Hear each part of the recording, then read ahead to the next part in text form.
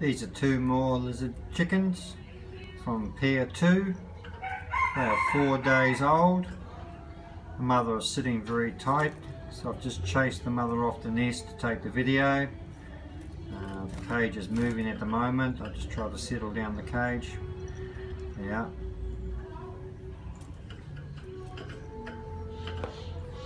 Again, they have a good bath, mineral, egg mix, bok choy and chicken boiled egg, plenty of other seed, and good clean water.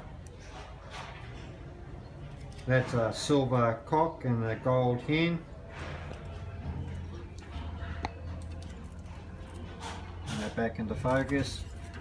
These chicks are 4 days old. Just beginning to see feathers under the skin, and mother and father feeding very well.